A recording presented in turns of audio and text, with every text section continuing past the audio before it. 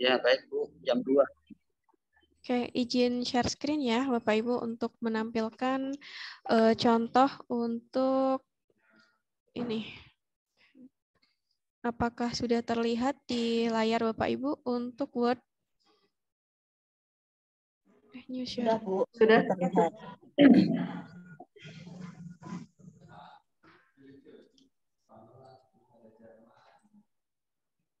Nah, ini. Mungkin nanti sebenarnya di kemarin panduan sudah di-share ya oleh Pak Nasution, di-share ulang di grup. Nah, ini nanti mungkin untuk sistematika kita bahas nanti ya. Ini penulisannya terlebih dahulu. Nah, kalau misalkan menulis bab 1 pendahuluan, nah ini kan Bapak Ibu pasti sudah tahu ya, ini sudah paham bagaimana caranya untuk meletakkan di tengah ini, berarti menggunakan yang di home, kemudian yang di center ini. Nah, kemudian ini penomorannya untuk panduan skripsi yang tahun ini itu ganti ya Bapak Ibu, yang tadinya menggunakan penomoran angka, sekarang combine dengan huruf dan juga angka agar nanti tidak terlalu banyak, tidak terlalu menjorok ke tengah apabila banyak sebab-sebab yang ada di bab 2.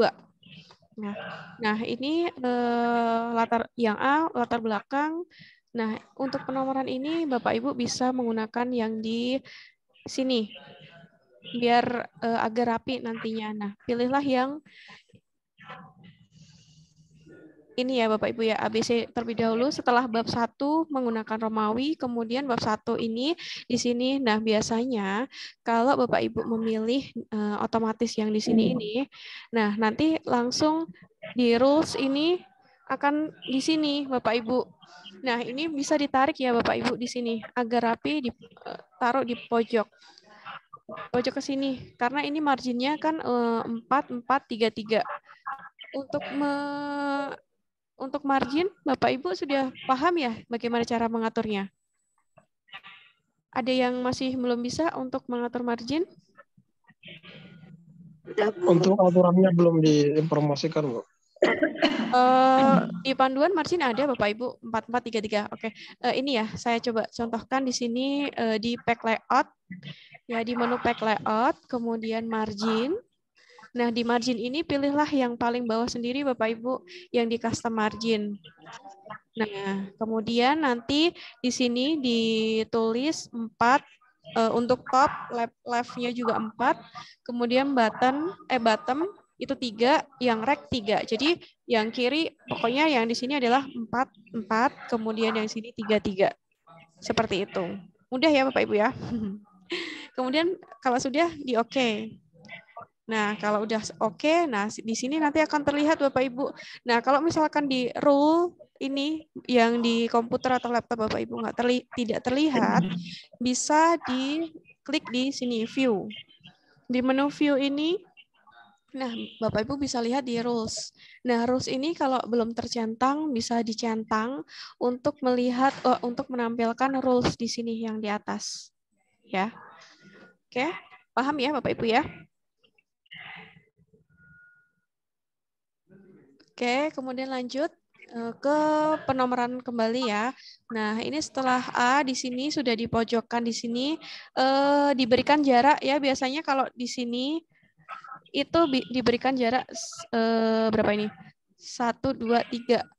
3 untuk ini garis yang kecil-kecil ya Bapak Ibu ya. Dilihat yang garis dihitungnya dari garis yang kecil-kecil ini. Nah, kemudian kalau misalkan di bawahnya langsung ada rumusan masalah, di-enter kan. Nah, karena ini sudah diotomatiskan, di pilihan home tadi diotomatiskan, nah berarti di bawah sendiri langsung dia urut dengan yang sudah diatur di atasnya.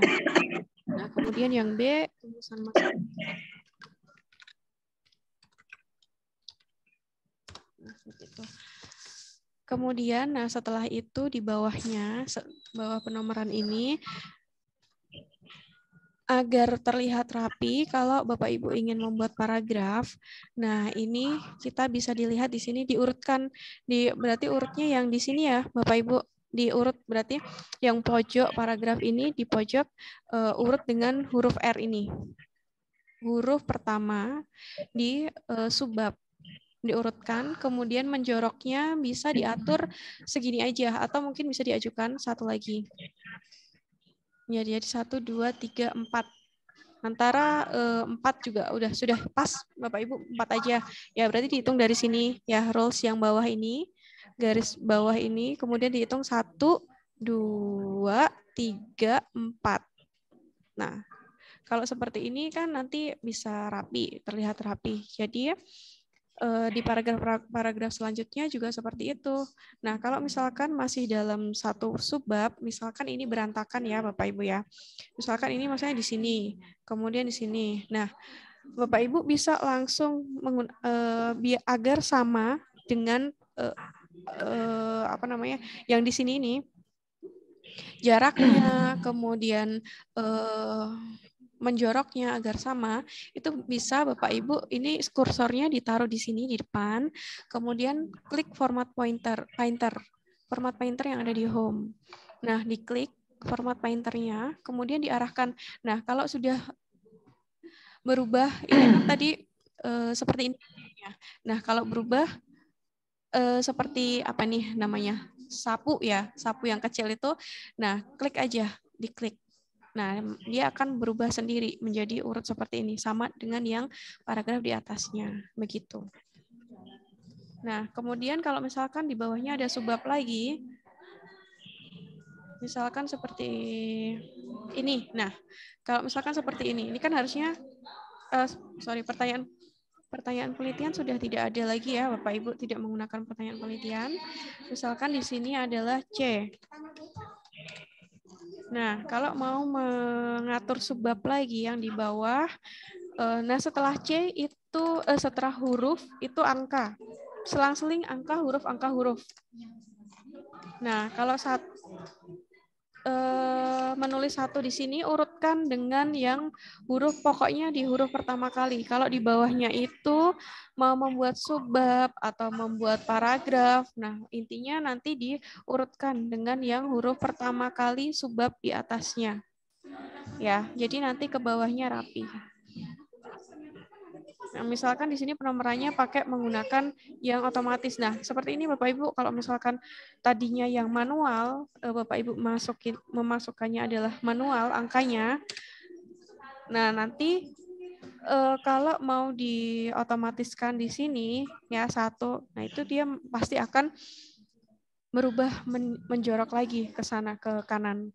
Nah, nanti bisa diatur, di rules lagi, diatur yang nomor 1 diurutkan di sini. Nah, segaris dengan ini ya, Bapak Ibu. Kemudian setelah itu yang nomor 2, kalau misalkan ya di bawah tujuan ini ada lagi tujuan umumnya adalah untuk mengetahui dan lain sebagainya. Nah, ini di blok diurutkan dengan huruf pertama yang di atasnya subbab di sini. Nih, seperti ini ya Bapak Ibu ya, biar nanti rapi. Nah, kalau di bawahnya masih penomoran seperti ini, nah tinggal ini aja tadi format painter. Format painter, kemudian kalau sudah berubah menjadi seperti sapu, diklik aja di situ. Nah, nanti akan mengurut penomorannya 1, 2. Nah, kalau misalkan ini karena ini manual, ya dihapus gitu. Nah, seperti itu. Paham ya Bapak Ibu ya? Kemudian kalau ada subbab lagi, nah itu kan tadi C besar, kemudian 1, kemudian kalau ada subbab lagi, nah itu diberikan huruf yang kecil. Huruf kecil. Nah, kalau misalkan ada lagi bawahnya angka yang ditutup dengan tanda kurung 1. Nah, seperti itu. Nah, nanti diurutkan. Kalau ini berarti huruf A kecilnya diurutkan dengan T yang di atasnya. Kemudian yang 1 ini nanti diurutkan dengan huruf A yang di atas. Nah, jadi seperti ini. Nah, nanti kalau ada lagi, baru A dalam kurung titik. Nah, diurutkan di sini. Gitu Bapak Ibu. Paham untuk penomoran?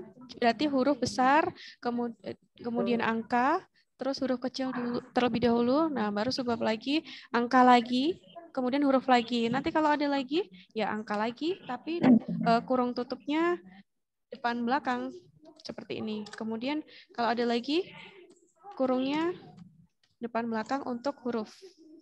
Nah, seperti ini. Ya.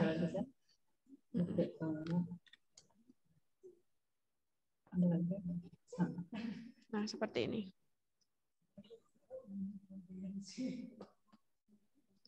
Di sini sebenarnya ada urut-urut, sudah urut belum ya ini? Satu kurung A, kemudian satu kurungnya. Tapi sepertinya sampai sini aja juga udah cukup sih. Tapi nanti kalau mungkin ada memang subbabnya terlalu banyak ya, nanti bisa custom di sini. Define new number format. Aduh, waktunya udah mau habis kayaknya. Nah, seperti itu Bapak Ibu. Untuk penomorannya, untuk EYD. Nah, kalau misalkan saya nanti ada komentar nih, resiko atau diagnosa, analisa. Nah, sekarang kan bakunya itu adalah diagnosis, analisis, kemudian menunjukkan. Itu menunjukkan biasanya kayaknya juga hanya satu aja, harusnya 2. Nah, itu nanti kalau misalkan Bapak Ibu sudah membuat banyak sekali, misalkan bab 1 sampai 3 udah selesai. Ternyata itu ada yang direvisi dan kata-kata itu terus berulang. Nah, Bapak Ibu bisa langsung ke ini menu yang home, kemudian di replace yang pojok kanan. Lihat ya Bapak Ibu ya. Nah, di replace ini nanti yang define word bisa diganti. Misalkan yang tadinya ini adalah yang tadinya Bapak Ibu tulis. Nah, harus diganti dengan risiko.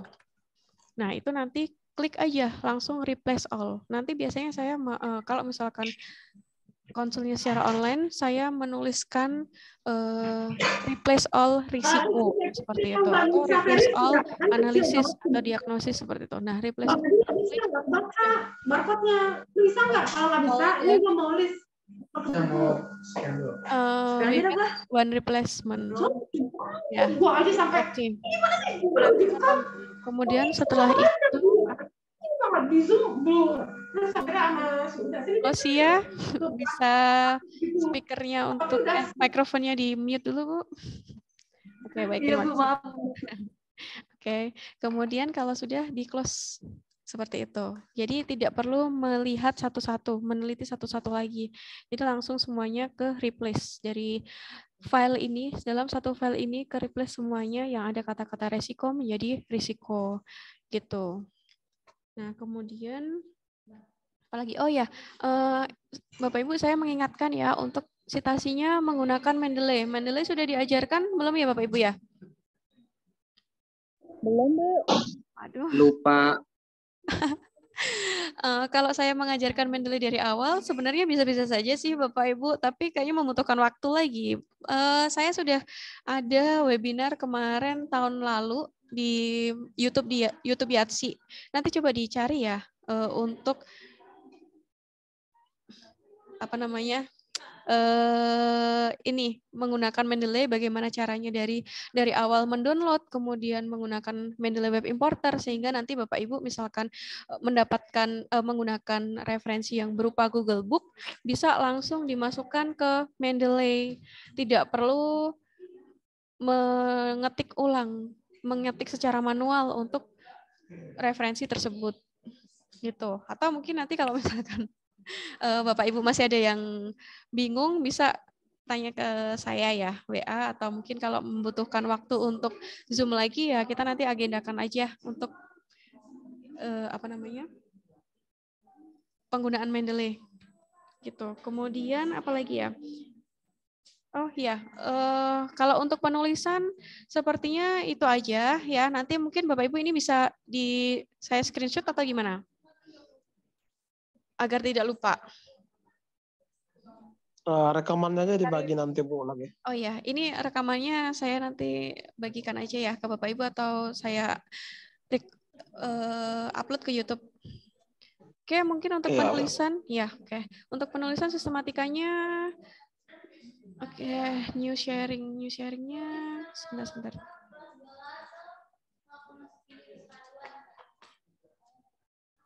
New share untuk panduan penulisan. Nah, untuk panduan penulisan, mohon maaf Bapak Ibu, ini yang tampil di layar Bapak Ibu adalah panduan sistematika penulisan ya. Betul ya, Bapak Ibu ya? Iya, betul, Bu. Tampil? Betul. Oke. Nah, ini untuk sistematika penulisannya yang perlu dilihat yang di lampiran bawah. Ini halaman berapa? Halaman 9. Nah, sistematika penulisan mungkin Bapak Ibu yang belum membuat, nanti ketik aja terlebih dahulu seperti ini. Nanti tinggal diisi-isi latar belakang, nanti tinggal di-enter, rumusan masalah di-enter, tujuan di-enter, agar mempermudah Bapak Ibu sistematikanya tidak ada yang terlewatkan. Ya. Kemudian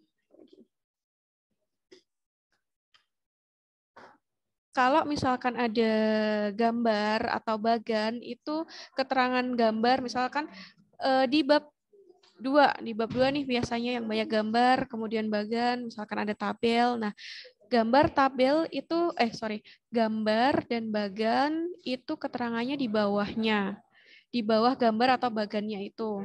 Tetapi kalau tabel, judul tabel itu di atas tabelnya. Ya, beda dengan yang bagan dan tabel. Mungkin nanti kalau misalkan ada bagan atau tabel ya diurutkan aja. Kalau memang dalam satu proposal itu misalkan di bab 2, gambar pertama adalah gambar senam hamil misalkan. Gambar 1 berarti ya gambar 1 senam hamil. Kemudian selanjutnya gambar 2 hipnoterapi misalkan seperti itu. Urut aja penomorannya. Dari 1 sampai terakhir, kemudian tabel juga seperti itu. Kalau misalkan di tinjauan pustaka ini nanti ada tabel 1, kemudian di hasil misalkan ada tabel lagi, ya tabel berarti tabelnya lanjut ke tabel 2 misalkan. Kalau memang di hasil itu adalah tabel kedua di satu proposal itu. Oke, mungkin itu saja yang untuk penulisan. Ini waktunya tinggal 4 menit. Bapak Ibu. Izin nanya boleh, Bu? Kenapa? Ada yang Izin bertanya? bertanya boleh? Oke, boleh. Iya. Sebentar. Saya mau masuk ke teknis sedikit, Bu. Di bab 2 itu redaksinya untuk hasil penelitian yang relevan itu seperti apa gambarannya, Bu? Saya masih belum ada bayangan. Karena yang ini hasil penelitian yang relevan bukan? iya, itu redaksinya nanti seperti apa yang kita buat. Oke, Apa kita cari penelitian yang sesuai jurnal. dengan judul yang kita buat, Ya, betul. baru kita tampilkan begitu? Ya, betul. Seperti itu, Pak. Jadi nanti cari jurnal yang memang relevan atau hampir sama dengan penelitian dengan judul yang akan diambil oleh Bapak Ibu. Nanti tinggal bikin tabel bisa, dibikin paragraf bisa. Tapi sebenarnya lebih enak dibikin tabel.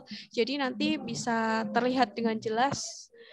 Isinya nanti tabelnya ada judul, kemudian nama penulis, kemudian apa lagi?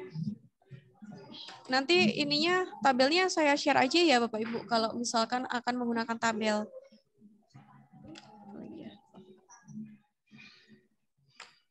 Ya, Bu, jadi izin bertanya, Bu. Ya. Berarti nanti carinya jurnal 5 ya, kemarin minimal untuk arahannya dari Pak Rektor minimal 5 penelitian yang relevan, berarti jurnal yang relevan ya. Iya, Bapak silahkan. Berarti dibikin satu paragraf, Bu, di 5 jurnal itu yang relevan dengan ini. Dibikin paragraf boleh, dibikin tabel boleh. Kayaknya lebih gampang paragraf deh, Bu. Boleh sih Pak. Sebentar, ini ada nggak ya contohnya? Contohnya mungkin Bu bisa nanti di-share di grup juga. Iya baik Pak, siap. Oh ada nih contohnya. Sebentar. Yang di sini nggak ada.